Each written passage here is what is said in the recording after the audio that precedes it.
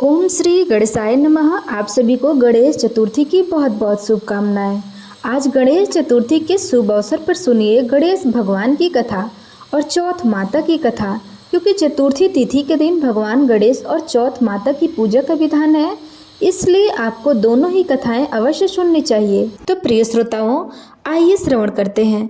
एक समय की बात है कि विष्णु भगवान का विवाह लक्ष्मी जी के साथ निश्चय हो गया। विवाह की तैयारी होने लगी। सभी देवताओं को निमंत्रण भेजे गए, परंतु गणेश जी को निमंत्रण नहीं दिया गया। कारण जो भी रहा हो, अब भगवान विष्णु की बारात जाने का समय आ गया। सभी देवता अपनी पत्नियों के साथ विवाह समारोह में आए। उन सब ने देखा कि गणेश जी कहीं दिखाई नहीं दे रहे हैं। तब वे आपस में चर्चा करने लगे कि क्या गणेश जी को न्योता नहीं दिया गया है या स्वयं गणेश जी नहीं आए हैं। सभी को इस बात पर आश्चर्य होने लगा। तभी सबने विचार किया कि विष्णु भगवान से ही इसका कारण पूछा जाए। विष्णु भगवान से पूछने पर उन्होंने कहा कि हमने गणेश जी के पिता भोलेनाथ महादेव को न्योता भेज दिया है। यदि गणेश जी अपने पिता के साथ आना चाहते हैं तो आ सकते हैं, अलग से न्योता देने की कोई आवश्यकता नहीं थी। दूसरी बात यह है कि उनको 1.25 मन मूंग, 1.25 मन चावल, 1.25 मन घी और 1.25 मन लड्डू का भोजन दिन भर में चाहिए। यदि गणेश जी नहीं आएंगे तो कोई बात नहीं, दूसरे के घर जाकर इतना सारा खाना पीना अच्छा थोड़ी लगता है। इतनी वार्ता कर ही रहे थे कि किसी एक ने सुझाव दिया, यदि गणेश जी आ भी जाएं तो उनको द्वारपाल बनाकर बैठा दिया जाएगा और कहा जाएगा कि आप घर की रखवाली करना। आप तो चूहे पर बैठ के धीरे धीरे चलेंगे तो बारात से बहुत पीछे रह जाएंगे।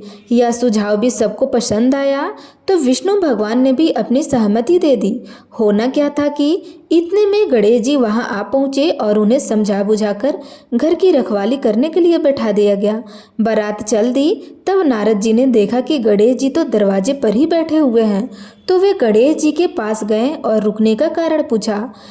तब गणेश जी कहने लगे कि विष्णु भगवान ने मेरा बहुत अपमान किया है।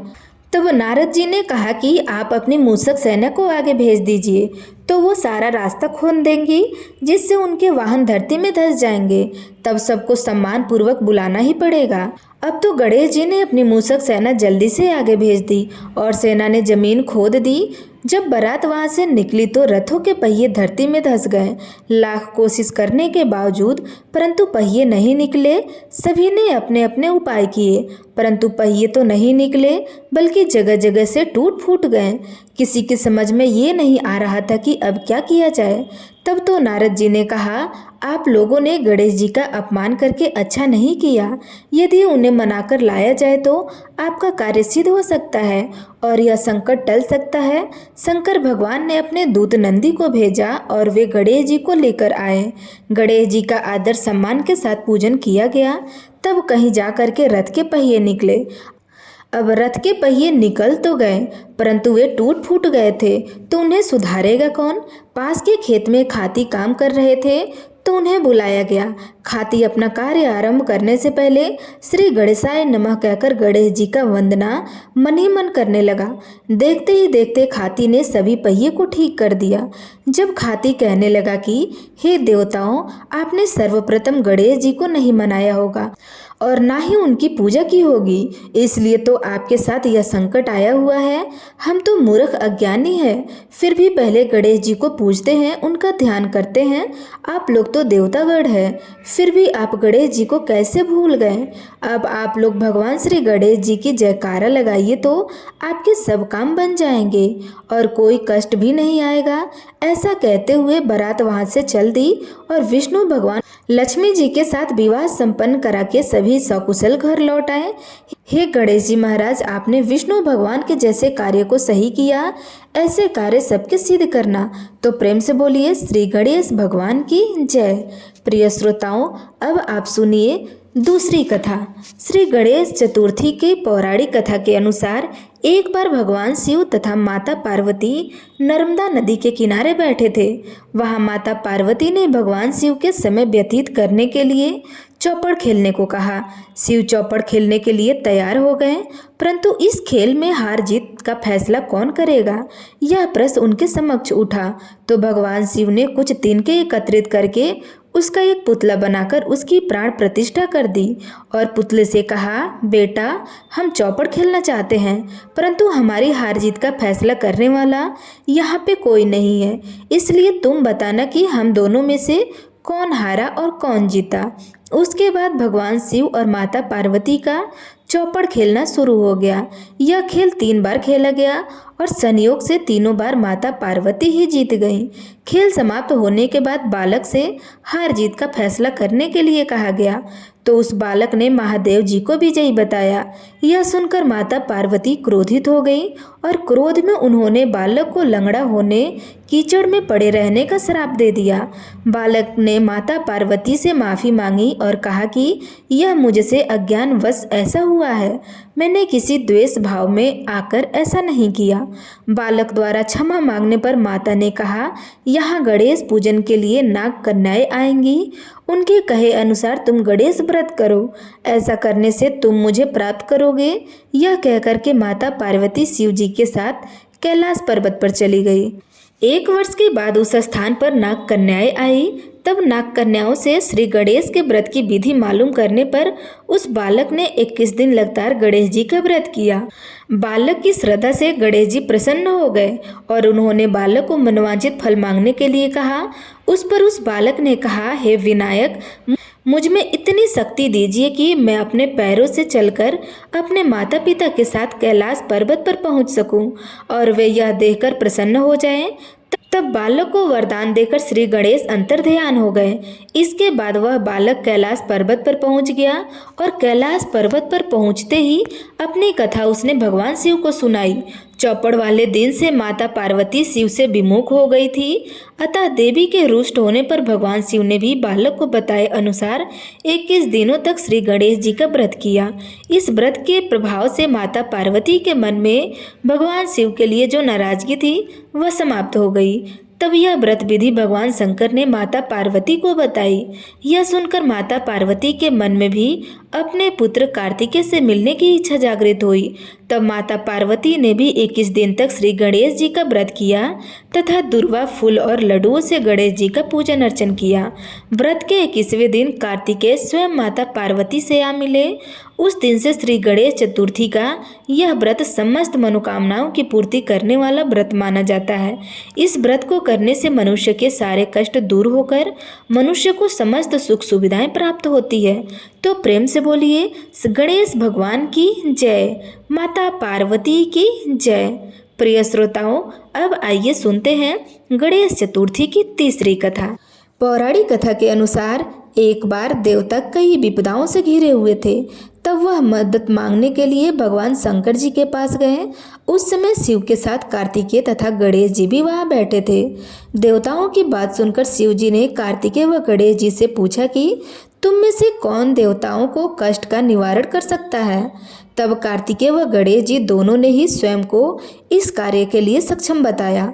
इस पर भगवान शिव ने दोनों की परीक्षा लेते हुए कहा कि तुम दोनों में से सबसे पहले पृथ्वी की परिक्रमा करके आएगा वही देवताओं की मदद करने जाएगा।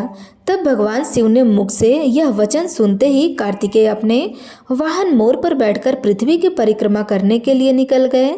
परंतु गणेश जी सोच में पड़ गए कि वह चूहे के ऊपर चढ़कर सारी पृथ्वी की परिक्रमा कैसे करेंगे।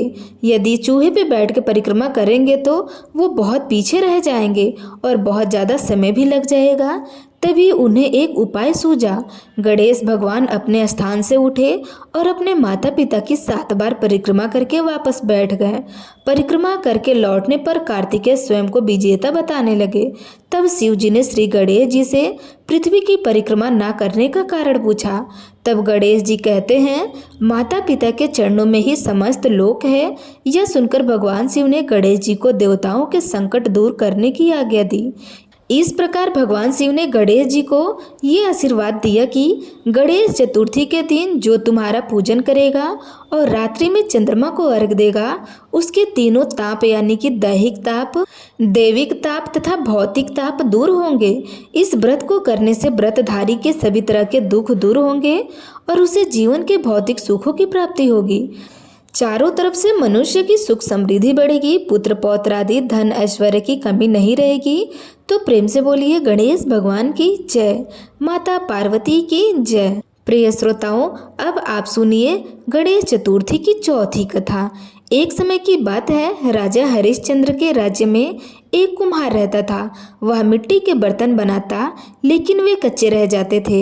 एक पुजारी की सलाह पर उसने एक समस्या को दूर करने के लिए एक छोटे बालक को मिट्टी के बर्तन के साथ आवा में डाल दिया।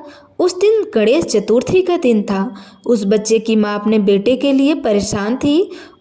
उसने गणेश जी से बेटे की कुशलता की प्रार्थना की।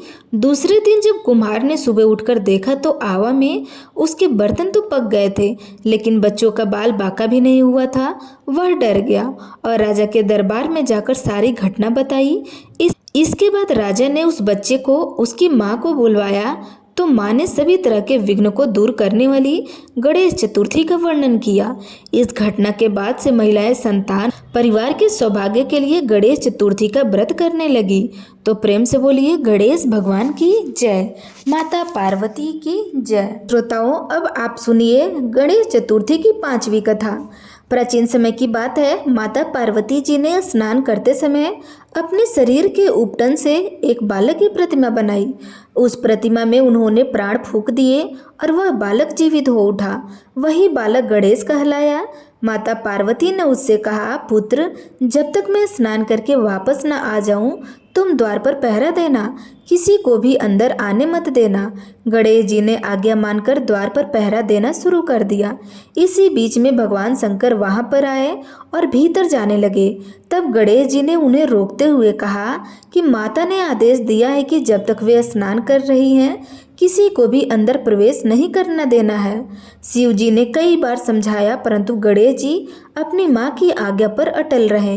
तब भगवान शंकर क्रोधित हो गए और अपने त्रिशूल से बालक गणेश का मस्तक काट दिया।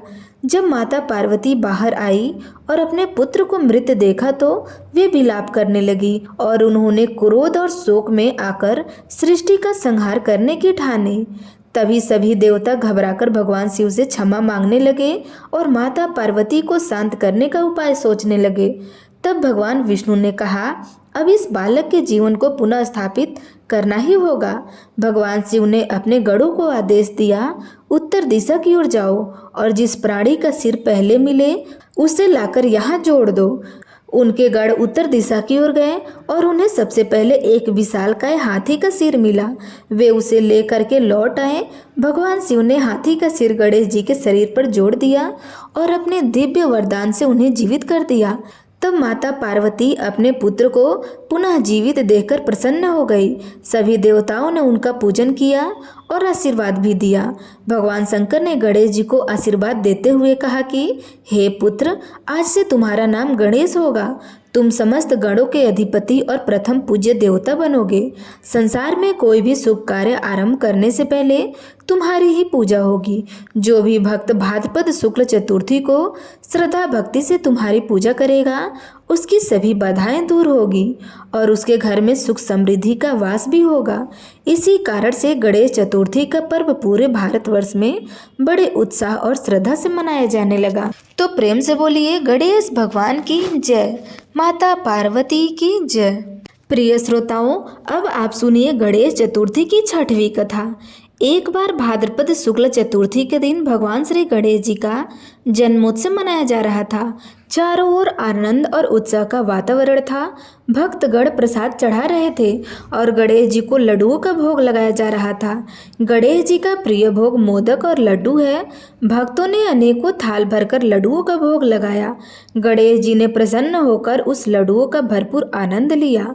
लड्डू खाकर गणेश जी जब अपने वाहन मूषक यानी चूहा पर बैठकर चलने लगे तो रात का समय हो चुका था। आकाश में चंद्रमा अपनी पूर्ण शोभा से चमक रहा था। लड्डुओं से बहुत भारी हो चुका था। अचानक मार्ग में एक सांप आ गया। मूषक उसे देखकर भयभीत हो उठे और हड़बड़ाकर भागने लगे। गणेश जी का संतुलन बिगड़ा और वे भूमि पर गिर पड़े। गिरते ही उनके पेट से सारे लड्डू चारों ओर। गणेश जी ने क्रोध में उस सांप को पकड़ लिया और उसे अपने पेट पर लपेटकर बांध लिया ताकि पेट फिर से मजबूत रहे। यह दृश्य देखकर चंद्रमा अपनी हंसी रोक न सके। उसने व्यंग करते हुए कहा, देखो देखो, देवताओं के पूज्य गणेश जी पेट फूला हुआ है, वाहन चूहा है और अब गिर पड़े हैं। गणेश जी ने यह अपमान सुना तो वे अत्यंत क्रोधित हो उठे और उन्होंने तुरंत चंद्रमा को श्राप दे दिया, हे अहंकारी चंद्रमा, तेरा घमंड आज से भस्म हो जाएगा। आज की तिथि से जो भी मनुष्य तेरा दर्शन करेगा उस पर झूठा आरोप लगेगा और वह कलंकित होगा, उसकी अपकृति होगी। चंद्रमा यह सुनकर घबरा गए। उसने तुरंत भगवान गणेश जी से क्षमा मांगी कि हे विघ्नहर्ता, मैंने भूलवश आपका उपहास किया है, मुझे क्षमा कर दीजिए। आपके बिना जो जगत का कोई काम सिद्ध नहीं होगा। यदि आप मुझे क्षमा नहीं करेंगे तो समस्त लोक दुखी हो जाएगा। गणेश जी का हृदय दयालु था। उन्होंने कहा, हे चंद्रदेव, मेरा दिया हुआ श्राप व्यर्थ नहीं हो सकता, परंतु उसका निवारण अवश्य होगा। भाद्रपद शुक्ल चतुर्थी के दिन जो भी मेरा पूजन, व्रत और कथा श्रवण करेगा और सिंधु राज स्तोत्र का पाठ करेगा, उसे चंद्रमा के दर्शन से दोष नहीं लगेगा, उसका कलंक मिट जाएगा और उसे पाप का फल भी नहीं मिलेगा। तब से गणेश चतुर्थी के दिन व्रत, पूजन और कथा श्रवण का विधान है। इस कथा से हमें यही सीख मिलता है कि अभिमान सर्वनाश करता है। भगवान गणेश केवल विघ्नहर्ता ही नहीं बल्कि करुणा मूर्ति भी है। गणेश चतुर्थी के दिन यदि चंद्र दर्शन हो भी जाए तो गणेश जी की कथा सुनने और व्रत करने से सारे दोष मिट जाते हैं। तो प्रेम से बोलिए गणेश भगवान की जय। प्रिय श्रोताओं, अब आइए सुनते हैं गणेश चतुर्थी की 7वीं कथा। प्राचीन समय में एक नगर में एक निर्धन ब्राह्मण अपने परिवार सहित रहता था। उसका जीवन अत्यंत कठिनाइयों से बीत रहा था। न तो घर में अनाज होता था, न ही धन दौलत। उसकी पत्नी भी दिन रात चिंता में डूबी रहती थी। एक दिन वह ब्राह्मण अत्यधिक दुखी होकर वन की ओर चला गया। चलते चलते उसने सोचा, हे ईश्वर, मैंने ऐसा कौन सा पाप किया है कि मुझे जीवन में इतना दुख और दरिद्र सहना पड़ रहा है। वन में घूमते घूमते ब्राह्मण की मुलाकात एक महर्षि से हो गई। महर्षि ने उन्हें उदास देखा और पूछा, वत्स, तुम इतने परेशान क्यों हो? तब ब्राह्मण ने हाथ जोड़कर कहा, हे गुरुदेव, मैं अत्यंत निर्धन और कष्टमय जीवन जी रहा हूँ। मेरे घर में न अन्न है, न धन है, रोजी रोटी की भी कठिनाई है। कृपया मुझे ऐसा उपाय बताइए जिससे मेरा जीवन सुधर जाए।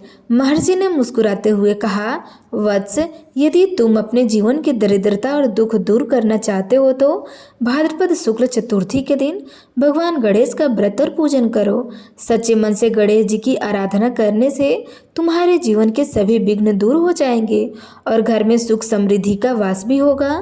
ब्राह्मण ने महर्षि की आज्ञा मान ली। निर्धन ब्राह्मण अगले दिन घर आया और अपनी पत्नी को सारी बातें बताई। तब पत्नी बोली, यदि यही हमारे कष्टों का निवारण है तो हम अवश्य करेंगे। भले ही हमारे पास धन न हो, हम सच्चे मन से गणेश जी का व्रत करेंगे। दोनों ने मिलकर भाद्रपद शुक्ल चतुर्थी का व्रत किया। घर को खूब साफ सुथरा करके गणेश जी की प्रतिमा स्थापित की और धूप, दीप, पुष्प और तिल से पूजन किया। यद्यपि उनके पास भोग के लिए बहुत कुछ नहीं था, पर उन्होंने सच्चे मन से गणेश जी को गुड़ और दुर्वा अर्पित की। गणेश जी भक्तों के सच्चे भाव से शीघ्र प्रसन्न हो जाते हैं। ब्राह्मण दंपति की श्रद्धा और भक्ति देखकर गणेश जी अत्यंत प्रसन्न हुए। उसी रात स्वप्न में गणेश जी प्रकट हुए और बोले, वत्स, तुम्हारी भक्ति और निष्ठा से मैं बहुत प्रसन्न हूँ। कल प्रातःकाल तुम नगर के राजा के पास जाओ, वह तुम्हें आदर और सम्मान के साथ बुलाएंगे और उचित दक्षिणा भी देंगे। अगले दिन जब ब्राह्मण राजा के द्वार पहुंचा तो राजा ने उसे देखकर कहा, हे ब्राह्मण देव, आज मेरे मन में अचानक प्रेरणा हुई कि मैं किसी ब्राह्मण को दान करूं। आओ, तुम्हें भरपूर धन, वस्त्र और अन्न दान करता हूं। राजा ने उसे बहुत सारा धन, अनाज, वस्त्र और घर रहने के लिए दे दिया। ब्राह्मण का परिवार दरिद्रता से मुक्त हो गया। अब उनके घर में अन्न धन की कमी नहीं रही। उसने यह सब गणेश जी की कृपा माना। अब वह जीवन भर प्रत्येक गणेश चतुर्थी के दिन व्रत और पूजन करता रहा। गणेश भगवान भक्ति और निष्ठा से शीघ्र प्रसन्न हो जाते हैं। सच्चे मन से किया गया व्रत और पूजन निर्धनता और दुख को दूर करता है। गणेश जी केवल विघ्नहर्ता ही नहीं बल्कि सुख, संपत्ति और समृद्धि देने वाले देवता हैं। इसलिए गणेश चतुर्थी के दिन श्रद्धापूर्वक व्रत और कथा श्रवण करने से जीवन की दरिद्रता, कष्ट और विघ्न दूर हो जाते हैं। तो प्रेम से बोलिए गणेश भगवान की जय, सभी देवी देवताओं की जय। अब आप सुनिए चौथ माता की कथा। तो आइए आरंभ करते हैं। एक नगर में एक बुढ़िया माँ रहती थी। वह अपने बेटे की सलामती के लिए 12 महीने की चौथ माता का व्रत करती थी। हर चौथ को पंसारी से थोड़ा सा गुड़ और घी लाकर 4 लड्डू बनाती थी। एक बेटे को देती, एक से पूजा करती, एक हथकार के लिए निकालती और एक चांद उगने पर खुद खा लेती थी। एक बार उसका बेटा ताई से मिलने गया। तब ताई ने चौथ माता का व्रत रखा था। ताई से पूछा, माँ तो 12 माह की चौथ माता का व्रत करती है। तब उसकी ताई बोली, तेरी माँ तेरी कमाई से तरमाल खाने के लिए 12 माह का चौथ करती हैं। तू परदेश जाए तो वह एक भी चौथ नहीं करेंगी। लड़के को लगा ताई सच कह रही है। लड़का घर आकर माँ से कहा, मैं परदेश जा रहा हूँ, यहाँ तुम मेरी कमाई खाने पीने में ही उड़ा देती हो। माँ ने समझाकर रोकना चाहा पर बेटा नहीं माना। माँ ने उसे साथ ले जाने के लिए चौथ माता की आंखें दिए और कहा, मुसीबत में ये आंखें तेरी मदद करेंगे। वह आंखें लेकर रवाना हो गया। घूमते हुए एक नगर में पहुंचा। उसने देखा एक बुढ़िया माँ रोती जा रही थी और पुआ बनाते जा रही थी। तब उसने कारण पूछा तो बुढ़िया माँ ने कहा, बेटा इस नगर की पहाड़ी पर एक दैत्य रहता है। पहले वह नगर में आकर कई लोगों को खाने के लिए मार डालता था। अब राजा हर घर से एक आदमी दैत्य के पास भेजता है और आज मेरे बेटे की बारी है, इसलिए रो रही हूँ और उसी के लिए पुए बना रही हूँ। तब लड़का बोला, तुम पुए मुझे खिला दो, तेरे बेटे की जगह मैं चला जाता हूँ। बुढ़िया माई ने खीर पुए उसे खिला दिए। वो खीर पुए खा करके सो गया। रात को राजा के सैनिक आए तो बुढ़िया माँ ने उसे भेज दिया। दैत्य के सामने पहुँचने पर उसने चौथ माता के आंखें दैत्य की तरफ फेंक कर कहा, हे चौथ माता, यदि मेरी माई मेरी सलामती के लिए व्रत करती है तो दैत्य का सिर कटकर गिर जाए। तुरंत दैत्य का सिर कटकर गिर गया। लड़का वापस आ गया।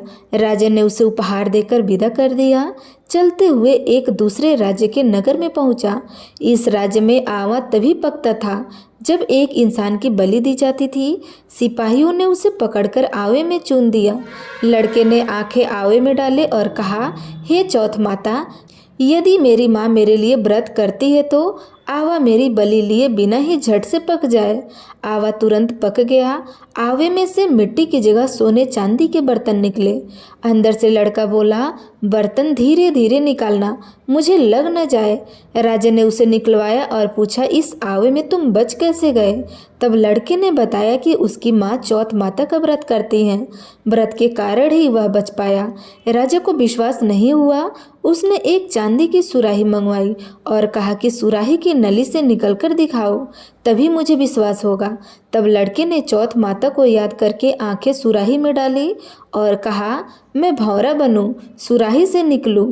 लड़का भौरा बनकर सुराही से निकल गया।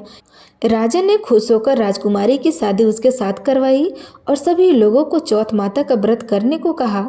उसे माँ की याद आई। उसने राजा के पास जाकर खुद के नगर जाने की इच्छा जाहिर की। राजा ने रथ, घोड़ा, हाथी और खूब सारा दान दहेज देकर उसे विदा कर दिया। चौथ के दिन अपने नगर पहुंचा। वह अकेला पंसारी के यहाँ माँ का इंतजार करने लगा। सोचा चौथ है तो माँ यहाँ जरूर आएंगी। थोड़ी देर बाद लकड़ी ढेकती हुई माँ आती दिखी। बेटा माँ के चरणों में गिर पड़ा और कहा, माँ मैं तेरा बेटा हूँ, मुझे माफ़ कर दो। माँ ने उसे गले लगा लिया। लोग चौथ माता की जय जयकार करने लगे। उस नगर के सभी लोग चौथ माता का व्रत करने लगे। हे चौथ माता, जैसे बुढ़िया माँ और उसके बेटे की सहायता की वैसे हमारी भी करना। कहानी कहने और सुनने वाले पर अपनी कृपा हमेशा बनाए रखना। तो प्रेम से बोलिए चौथ माता की जय।